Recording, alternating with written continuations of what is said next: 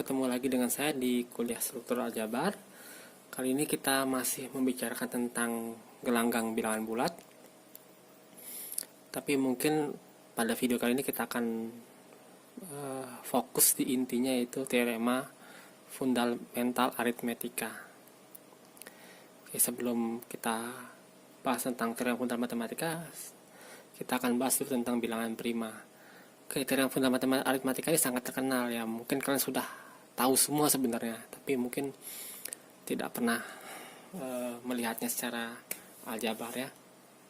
Oke, di SD kita diajarin bilangan prima itu adalah bilangan positif yang faktornya ada dua ya, yaitu satu dan dirinya sendiri. Kalau bicara tentang SD gitu, banyak yang mengatakan bilangan prima itu bilangan tidak bisa dibagi. Ya, pendapat tuh keliru sebenarnya, karena bilangan prima bisa dibagi. Contohnya 3 itu ya bisa dibagi oleh 2, hasilnya 1,5. Jadi kalimat yang pas adalah bilangan prima itu faktornya cuma 2. Bilangan positif yang faktornya cuma 2 itu 1 dan dirinya. Nah, tapi definisi itu sendiri kurang pas juga, karena kalau 3 itu faktornya tidak cuma 1 dengan 3, tapi juga min 1 dengan min 3. Akibatnya definisi itu mungkin kemudian diperbaiki lagi menjadi bilangan prima itu adalah bilangan positif yang faktornya ada 2. Yang faktor positifnya ada 2. Oke. Tapi seiring zaman orang berpikir min 3 itu ya bilangan prima juga sebenarnya, karena min 1 dan min 1 dengan 1 atau min 3 dengan 3 itu istilahnya sekawan ya, hanya beda tanda saja. Nah, oleh karena itu orang mulai memikirkan bahwa bilangan prima itu tidak hanya bilangan positif saja. Nah, lebih lanjut lagi nanti bilangan prima itu bisa dibuat lebih abstrak lagi. Ya, contohnya adalah ideal prima. Nah, nanti kita lihat bahwa teorema fundamental aritmetika ini yang dibilang bulat ternyata berlaku juga di sistem matematika lain, sistem atau di gelanggang lain, dan juga berlaku di konsep yang lebih abstrak gitu. Yang tentunya nanti kita bicara tentang ideal prima juga. Nah, yang di kiri saya tuliskan definisi lampau bilangan prima, yaitu bilangan P yang lebih besar dari 1 dengan faktor positifnya hanya 1 dan P. Oke, P besar 1 intinya ingin mengatakan bahwa dia tidak negatif ya. Nah, tapi sebenarnya dua buah definisi ini kurang lebih ekivalen ya.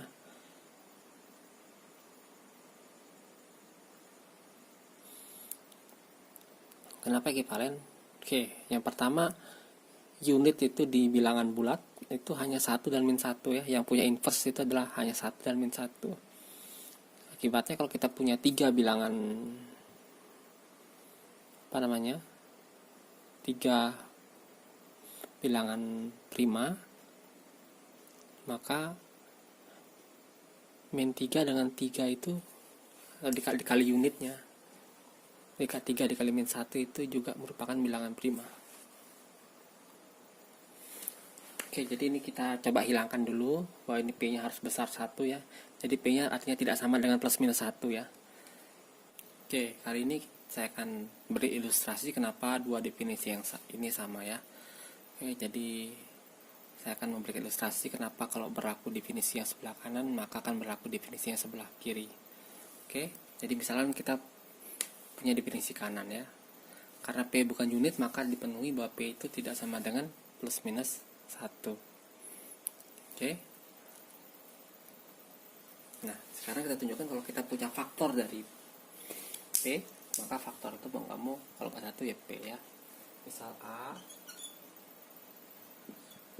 membagi P, atau A itu faktor dari P, di mana A tidak sama dengan 1, kita harus tunjukkan bahwa A itu sama dengan P.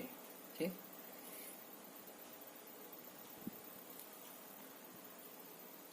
Nah, karena A bagi P, maka P sama dengan 1 kali A ya.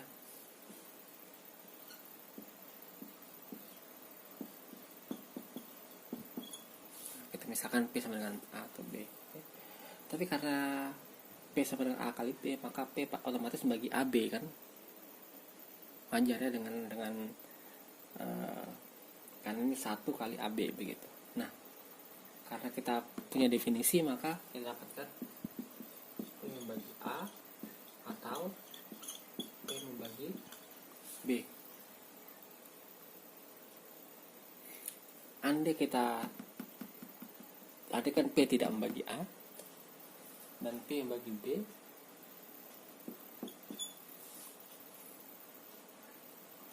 oke, maka P sama dengan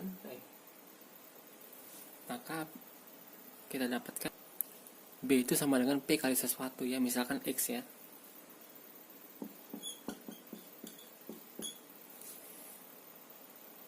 Oke, dari itu apa yang kita peroleh? Kita ganti ini. Jadi P sama dengan A P X. Dapatnya apa?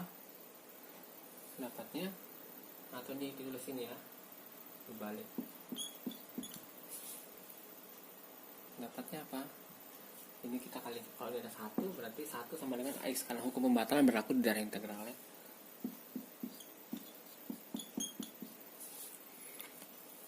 Akibatnya apa? A adalah unit ya. Kalau A itu unit berarti A itu ya plus minus 1 ya. Oke, artinya jadi bertentangan dengan ini.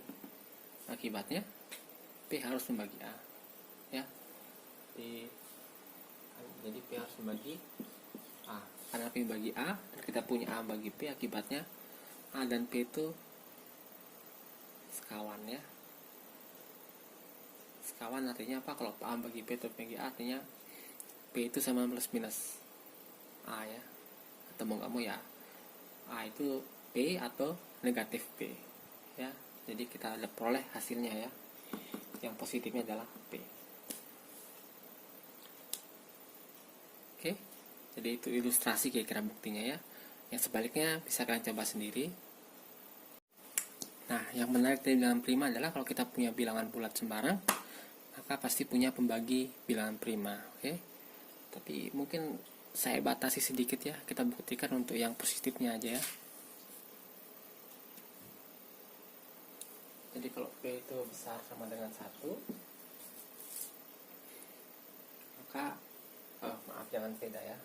Jika N terbesar 1, maka N punya pembagi prima.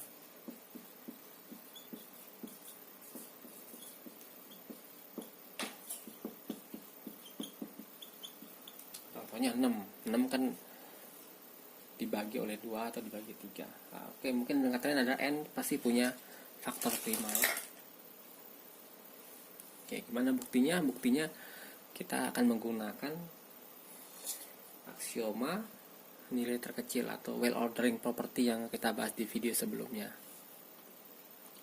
Jadi pertama-tama kita andaikan N itu ada suatu bilangan asli yang tidak punya pembagi prima. Oke. Dan kita buat himpunannya S ya. Jadi S adalah himpunan bilangan asli yang tidak punya pembagi prima ya, atau tidak punya faktor prima. Oke. Ini tidak hampa karena kita mengandaikan ada ya. Ya, kalau dia tidak ada berarti, kalau dia hampa berarti ya terbukti dah teoremanya, tapi ini kita andaikan dia tidak hampa ya, ada bilangan yang tidak punya pembagi prima. Oke. Nah, menurut well ordering property atau aksioma nilai terkecil, maka S ini punya unsur terkecil, kita namakan besar R. Jadi ini R unsur terkecil dari S ya. Nah, dan R ini tidak mungkin bilangan prima dong ya, karena kalau R nya bilangan prima maka R kan membagi R, artinya ada bilangan prima bagi dirinya ya. Jadi nggak mungkin R nya bilangan prima. Jadi karena tidak mungkin bilangan prima, maka bisa ditulis sebagai perkalian dua bilangan yang lebih kecil ya.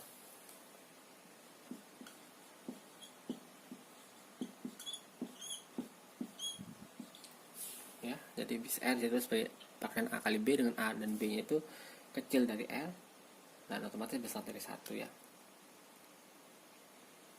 Apa yang terjadi dari sini?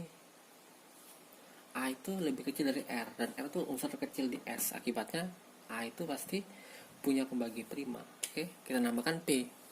Jadi A sama dengan P kali X. Oke. Nah, karena A sama dengan P kali X, maka bisa tuliskan bahwa P membagi A. Tapi dari sini adalah kita dapat A itu membagi R. Oke. Jadi P membagi A membagi R. Nah, ini adalah sifat di video sebelumnya yang mengakibatkan bahwa P pasti mau nggak membagi R ya. Jadi kesimpulannya R itu bukan anggota S, tapi padahal ini adalah dua hal yang kontradiksi. Akibatnya mau nggak mau S adalah himpunan hampa. Jadi apapun bilang aslinya pasti punya pembagi prima. Oke, mungkin perlu saya tekan lagi bahwa selama video ini atau selama kuliah ini definisi bilangan prima kita pakai adalah definisi yang ini ya. Jadi kok P itu bukan unit dikatakan bilangan prima apabila P membagi AB pasti mengakibatkan P membagi A atau P membagi B. Oke. Mungkin salah satu hal yang paling menarik di bilangan prima adalah berapa jumlahnya. Oke, dalam kasus ini kita nilai yang positifnya dulu aja ya. Itu kalian tuh percaya bahwa bilangan prima itu jumlahnya tak hingga. Oke.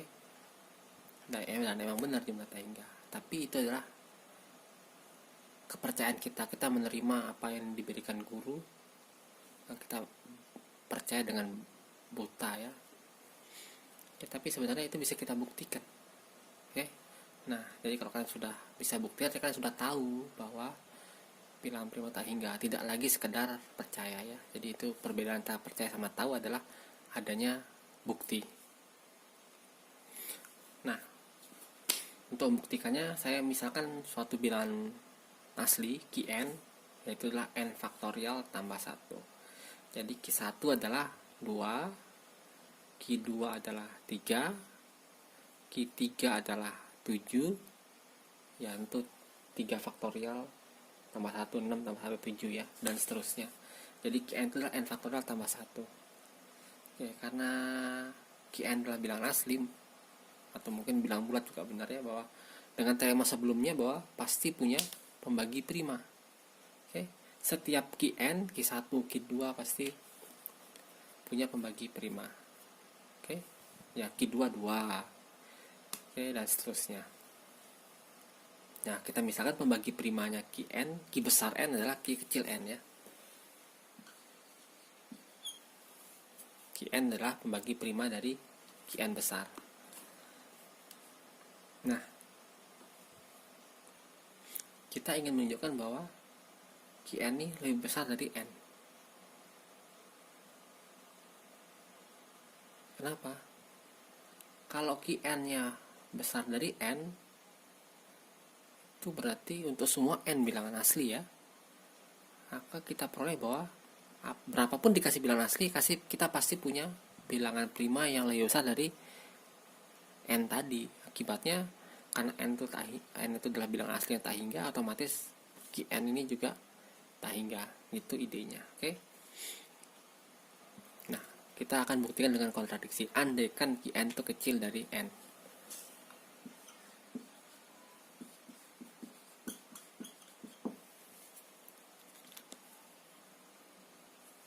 Oke, mungkin lebih besar, lebih kecil sama dengan ya. Nah, kalau Qn itu kecil sama dengan N, otomatis Qn membagi N faktorial dong.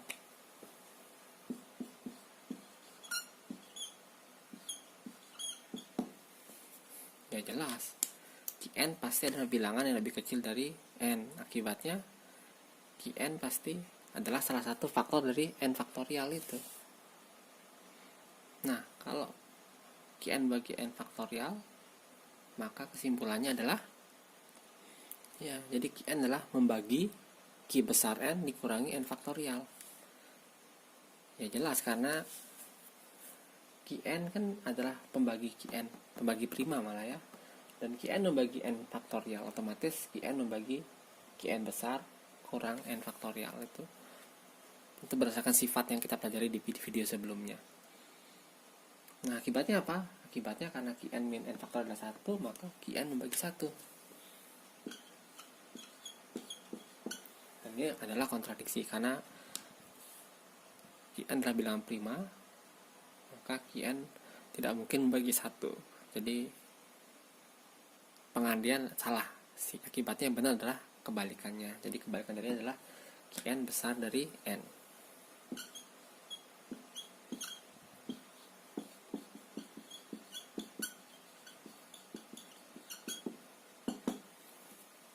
Nah, dari sini artinya bahwa berapapun bilangan asli yang kita berikan, maka pasti ada bilangan prima lebih besar dari bilangan itu. Jadi kesimpulannya adalah jumlah bilangan hingga prima itu tak hingga.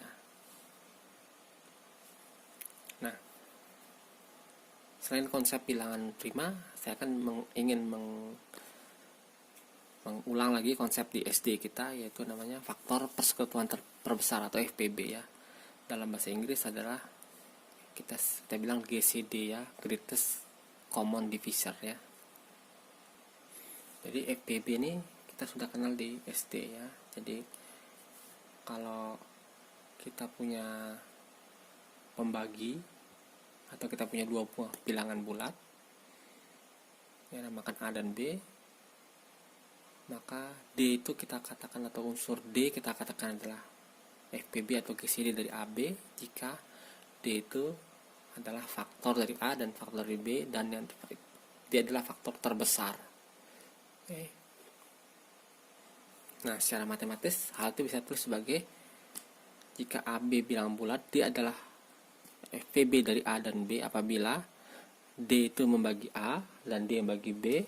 Dan kemudian kalau ada lagi pembagi sekutu dari AB, misalnya namanya C, jadi C, jika C membagi A dan C membagi B, maka C mau gak mau harus membagi D. Oke. Kita sudah tunjukkan di video sebelumnya bahwa C membagi D artinya C lebih kecil sama dengan D ya. Ya mungkin D sudah belajar ya, contoh-contoh cara mencari FPB itu dengan pound faktor ya. Yes. Nah, tapi mungkin saya lebih tertarik membahas kalau kita punya dua buah bilangan prima,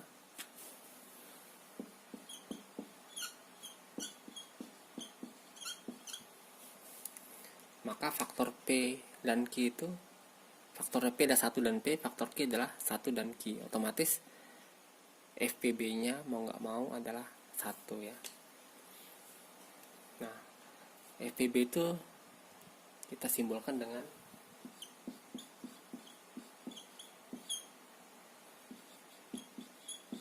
FPB dari A, B. Tapi di video ini akan saya tulis lebih sederhana lagi ya. B. Nah, kalau P dan Q prima, maka FPB-nya adalah 1 ya. Jadi P, Q itu sama dengan 1. Jadi semua dua buah bilangan prima berbeda pasti FPB-nya sama dengan 1. Tentu pertanyaan adalah apakah hanya bilangan prima yang memenuhi hal seperti ini? Tidak ya. 2 dengan 9, oke, 9 itu bukan bilangan prima ya. Atau 4 dengan 9 lah. 4 dan 9 dua-duanya bukan bilangan prima, tapi FPB-nya sama-sama 1. Oke. Nah, bilangan-bilangan yang mirip seperti bilangan prima ini kita katakan bilangan yang relatif prima. AB bilangan bulat dikatakan relatif prima jika FPB-nya sama dengan 1. Oke ya, istilah relatif prima ini ya mungkin hadir dari sifat bilangan prima yang kalau berbeda pasti FPB-nya 1 ya. Tapi ternyata tidak semua bilangan prima, tidak semua bilangan yang memenuhi itu adalah bilangan prima ya. Contohnya tadi 4 dan 9. Nah, saya sekarang akan membahas beberapa sifat dari FPB ya. Nah, misalkan aja kita punya 3 buah bilangan ABC, bilangan bulat, dengan A dan B itu FPB-nya sama dengan D. ternyata A dibagi D dan B dibagi D itu FPB-nya adalah 1. Oke, gimana buktinya? Nah, misalnya ini ilustrasinya. Kalau E membagi A dan E membagi B, maksud saya adalah E membagi A per D dan E membagi D per D, ya. Jadi kita misalkan AB FB-nya D, kita ingin tunjukkan bahwa ini relatif prima. Jadi misal ini membagi A per D dan E membagi B per D. Jadi kita dapatkan bahwa ini E itu adalah E kali X sama dengan A per D, ya, atau dengan kata lain A sama dengan X D. Dengan cara sama kita dapatkan juga B sama dengan EJ D. Nah, E ini bisa tulis belakang aja, ya. Jadi kita dapatkan D dikali E membagi A dan D kali E membagi B.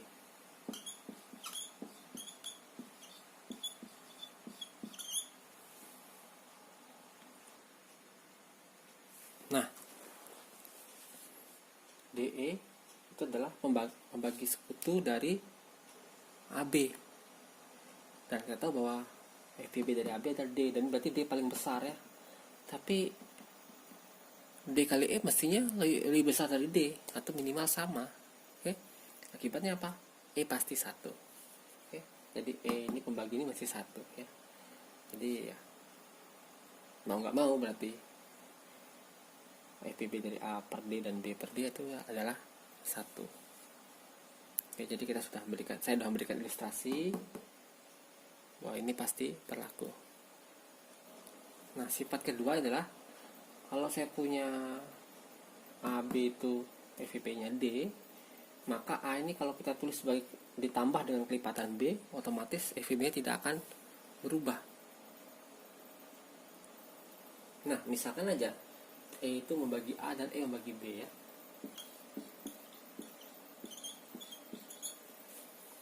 Apa yang kita punya dari sini? Maka E itu membagi kombinasi linear A dan B. Ingat video di sebelumnya, ya. Jadi E itu membagi kombinasi linear A dan B. Pengalinya A M, pengalinya B N. Tapi saya mau pilih M-nya adalah 1 dan N-nya adalah C. Yang ini, ya.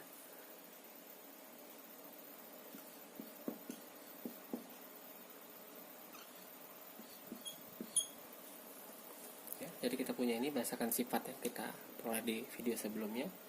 Jadi kita punya E membagi A tambah CB, dan E juga otomatis membagi B, ya.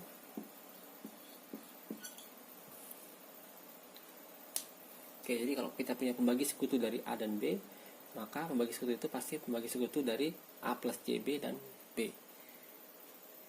Oke, dan ternyata sebaliknya juga benar. Jika kita punya pembagi sekutu yang dua ini, tambahkan F, ya.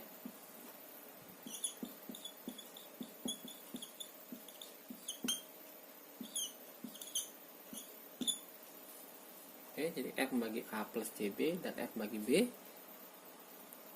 Maka kita dapatkan F juga membagi kombinasi linear A plus CB dan B, ya. Nah, M-nya saya pilih tetap 1 dan N-nya saya pilih min C. Jadi F membagi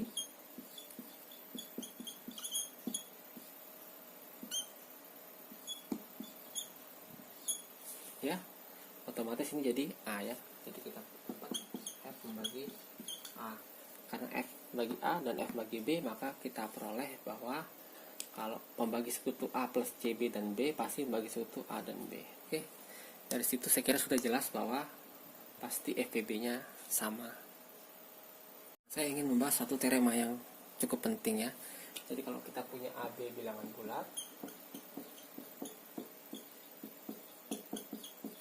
kedua tidak sama dengan 0, maka bisa kita tulis kombinasi linear A dan B, ya. Jadi kita tulis sekarang itu simpulan itu, ya.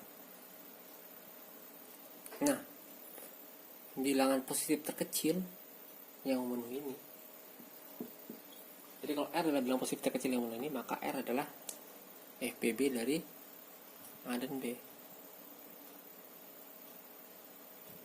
Nah, bagaimana buktinya? Kita akan buktikan ya. Jadi R ini, jika R adalah bilang positif terkecil gitu ya,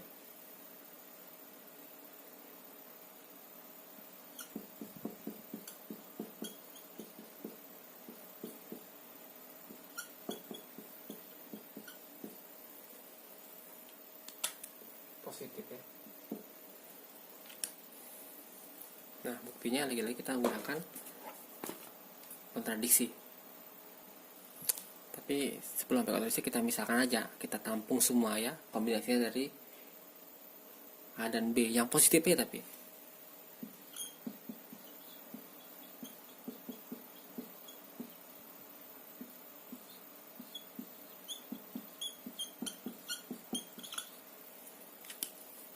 nah, kita harus tunjukkan bahwa S itu tidak hampa ya.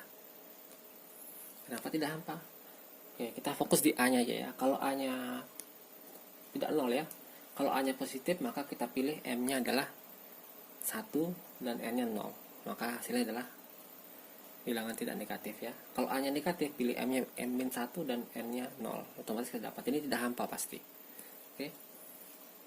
Dan berdasarkan well ordering property atau aksioma nilai terkecil, well ordering principle ya, bukan properties ya, atau aksioma nilai terkecil, maka kita punya unsur terkecil, namakan D. Nah, dengan algoritma pembagian saya bisa tahu bahwa kita punya A dan B, maka A itu sama dengan QD tambah R, dengan R nya kecil dari D ya.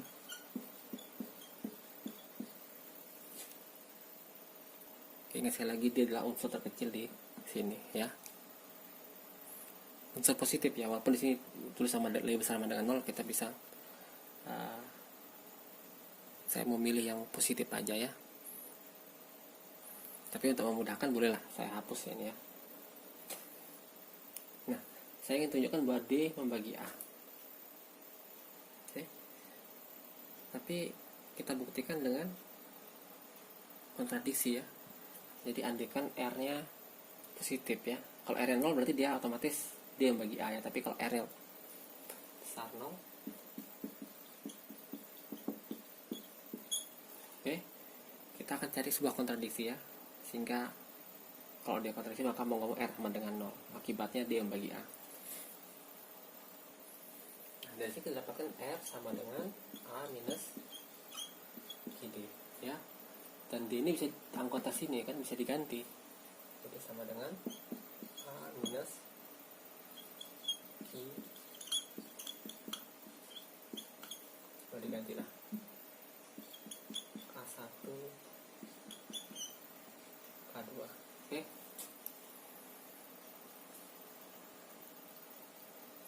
Yang diperoleh sama dengan A dengan kurung 1 min K1 tambah K2 B. Nah, jadi kita peroleh bahwa R itu ternyata anggota S juga, jadi anggota S juga, tapi R nya itu kecil dari D, padahal dia ada unsur terkecil. Jadi ini tidak mungkin kontradiksi, jadi pengandian salah. Haruslah R sama dengan 0. Kalau R sama dengan 0 artinya apa? Artinya D membagi A. Nah, dengan cara sama kita bisa menunjukkan bahwa D juga membagi B. Akibatnya kita dapatkan D itu adalah unsur terkecil, unsur pesisir terkecil ini ya, dan dia pasti membagi A dan bagi B. Tapi kita baru menunjukkan bahwa wah, ini saya melakukan kesalahan ya, ini jangan R juga lah ya, ini misalkan D yang tadi ya.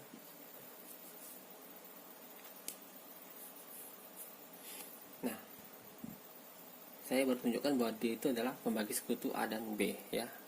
Jadi bilangan terkecil di S ini, yaitu D tadi, adalah pembagi sekutu A dan B. Kita harus tunjukkan bahwa dia yang paling besar ya.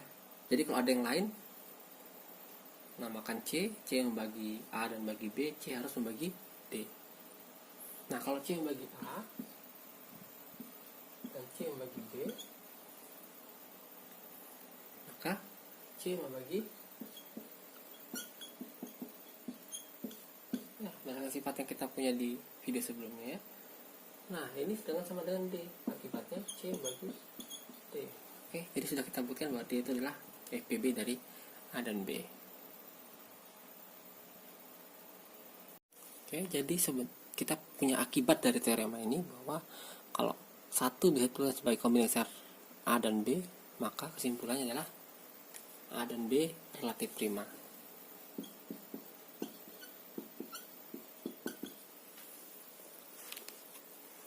Oke. Nah, tadi saya lupa merubah ini ya.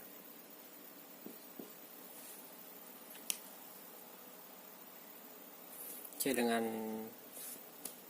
definisi dengan cara analog, kalau kita punya n buah bilangan bulat, maka kita bisa definisikan FPB dari A1 sampai AN, yaitu bilangan yang D yang membagi A1 sampai AN, dan D itu adalah yang paling besar.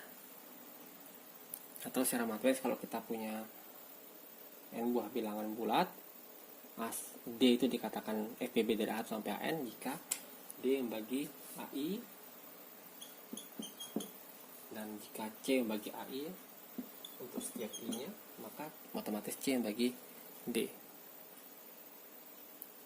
Nah, dari sini kita bisa juga mendefinisikan n buah bilangan relatif prima ya, tapi mungkin dibagi dua definisi biasanya ya, yaitu yang mutually relatif prim sama pairwise relatif prim. Jadi dikatakan mutually relatif prim jika FPB-nya 1, tapi dikatakan pairwise relatif prim jika untuk dua pasang yang berbeda itu relatif prima. Oke, sebagai latihan di rumah saya punya dua buah soal ya. Jadi yang pertama, kalau C sama dengan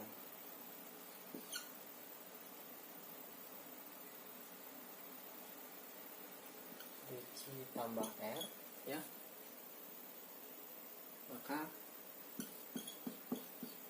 FPB CD itu bakal sama dengan FPB DR ya. Kalian bisa buktikan sendiri. Sementara yang kedua, kalau kita punya ABC bilangan bulat dan kita punya A dan B relatif prima, dan A membagi B kali C,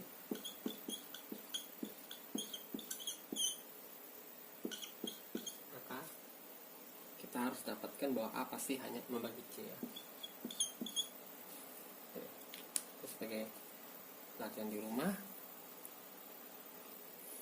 Nah, sekarang kita masuk ke teorema fundamental aritmetikanya. Jadi kalau kita punya n bilangan bulat, n pasti bisa ditentukan sebagai perkalian bilangan-bilangan prima. Oke, ini kita sudah tahu dari SD sebenarnya ya.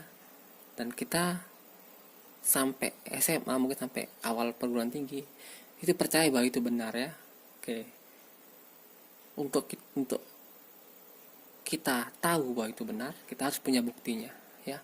Selama belum punya bukti yang valid ya, cuma sekedar guessing atau mungkin contoh-contoh yang banyak gitu, kita harus punya bukti yang valid baru bisa mengatakan bahwa kita tahu bahwa setiap bilangan bulat itu adalah bisa ditulis sebagai perkalian bilangan-bilangan prima. Oke, buktinya nggak terlalu susah ya. Jadi kalau kita misalkan S itu adalah, jadi kita gunakan kontradiksi ya. Jadi kalau ada bilangan bulat yang tidak bisa ditulis sebagai bilangan prima, maka kita bisa membuat himpunan yang tak kosong ya. S bilangan bulat di mana N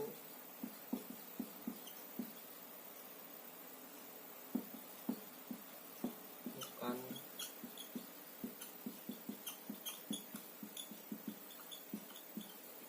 N itu bilangan bulat yang tidak bisa ditulis sebagai perkalian bilangan prima.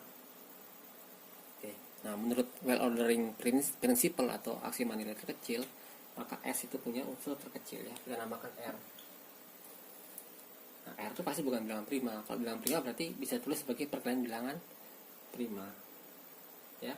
Nah, sekali lagi karena bukan bilangan prima bisa ditulis sebagai A dikali B, di mana A dan B-nya itu ada di antara A1 dan R ya. Nah, A dan B tapi bukan anggota S karena dia lebih kecil dari R. R itu bilang yang terkecil ya di S ya.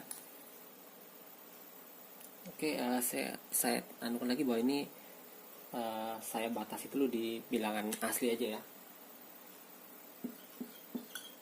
Karena pada intinya ya cukup kita kerjakan di bilangan asli, nanti yang di bilangan bulatnya tinggal negatifnya kita atur ulang lagi ya. Nah, karena A dan B bukan anggota S, maka A dan B bisa ditulis sebagai perkalian bilangan prima. Misalkan A sama dengan P1 sampai PK ya, dan B sama dengan Q1 sampai QL gitu ya. Dan P dan Q itu bilangan prima semuanya. Maka R itu sama dengan A kali B sama dengan P1 sampai PK, Q1 sampai QL ya. Jadi ternyata R bisa ditulis sebagai perkalian bilangan prima ya. Dan ini mengakibatkan, dan padahal R itu adalah unsur S ya, yang tidak bisa ditulis sebagai perkalian bilangan prima. Ini kontradiksi, akibatnya S itu adalah himpunan hampa. Jadi apapun bilangan bulatnya kita sudah buktikan bisa dituliskan sebagai perkalian bilangan prima. Oke, sudah satu kita buktikan, ada yang belum. Yang mana? Secara tunggal. Nah, untuk membuktikan secara tunggal, jadi kita misalkan N itu bisa ditulis sebagai perkalian bilangan prima P1 sampai PK dan Q1 sampai QM. Kita buktikan bahwa K sama dengan M dan P1 sama dengan salah satu Q. Tapi untuk mempermudahkan ini kita urutkan dari yang paling kecil sampai paling besar ya. Oke, yang sama dulu, wis itu besar lebih besarnya dan seterusnya ya. Jadi cukup kita buktikan K sama dengan M dan P1 sama dengan Q1. Nah, cuma P1 Q1 ya, tentunya adalah P2 sampai dan seterusnya ya. Nah, andaikan P1 tidak sama dengan Q1.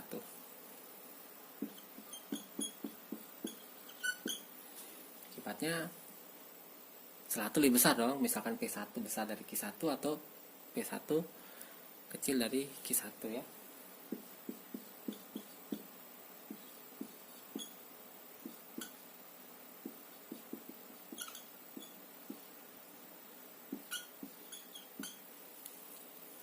Nah, untuk mempermudah bukti kita hanya buktikan yang sebelahnya aja ya, atau yang indah, P1 besar dari Q1.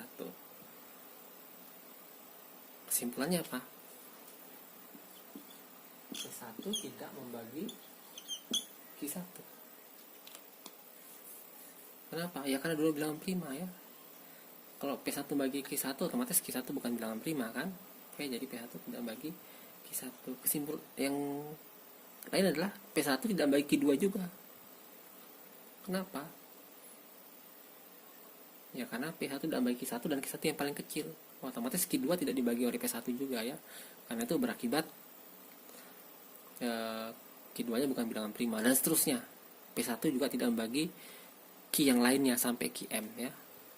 Akibatnya apa? Karena P tidak membagi Q1 sampai QM, otomatis P tidak membagi perkalian semuanya karena itu bilangan prima. Jadi otomatis P1 tidak membagi N. Nah, ini akibatnya gagal bahwa P1 adalah faktor N ya. Kontradiksi dengan N sama dengan P1 kali ini ya. Karena otomatis kan P1 bagi N kalau gini ya. Jadi kesimpulannya P1 sama dengan Q1. Jadi P1 sama dengan Q1 ya. Karena kontradiksi maka pengandian yang ini salah ya. Nah, oke. Dengan cara serupa kita dapatkan N per P1 itu adalah P1 sampai PK dan sama dengan Q2 sampai QM. Nah, otomatis proses bisa diulang lagi. Kalian cobalah, sehingga akibatnya otomatis sampai yang terakhir tuh harus sama, dan apa, K-nya nggak mungkin beda dengan M. Kalau beda akibatnya, kalau kita berhenti di K, di sini di K gitu, otomatis yang lain tuh harus sama dengan 1 ya. Jadi mau nggak mau harus sama K dan M-nya. Ya, jadi kita sudah membuktikan bahwa penulisan N sebagai perkalian bilangan prima adalah tunggal. Oke. Mungkin kalau kita katakan beda, sebenarnya beda cuman di tanda negatif positifnya aja ya. Tapi kalau kita udah urutkan atau urutannya ya. Jadi kalau kita urutkan dari paling kecil paling besar, udah pasti tunggal ya, terlepas dari tanda positif negatifnya. Oke. Jadi itu adalah teorema fundamental aritmetika, dan ini akan berlaku lagi di gelanggang yang lebih abstrak dari bilangan bulat, atau mungkin konsep yang lebih abstrak dari bilangan bulat ya. Contohnya mungkin di bilangan bulat Gauss ya. Di bilangan bulat Gauss kita tidak mengenal urutan ya. Nah, di sana bilangan primanya ya bentuknya seperti ini juga ya. Maksudnya memenuhi teorema fundamental aritmetika ya. Nah, demikian juga nanti ada konsep ideal prima ya. Jadi kalau kita punya gelanggang ideal prima, jadi semua idealnya itu bisa ditulis sebagai perkalian ideal prima ya. Ya, tentu gelanggangnya ada memenuhi kondisi tertentu ya. Tapi hal itu akan dibicarakan di mata kuliah yang lain ya, tidak di mata kuliah struktural Jabar. Oke, demikian kuliah struktural Jabar tentang teorema fundamental aritmatika. Sekarang kita sudah tahu bahwa bilangan prima itu dapat dituliskan secara tunggal sebagai perkalian bilangan bulat ya. Dapat dituliskan secara tunggal sebagai perkalian bilangan prima. Tidak lagi sekedar percaya apa kata guru kita waktu SD, SMP, SMA. Oke. Sampai ketemu pada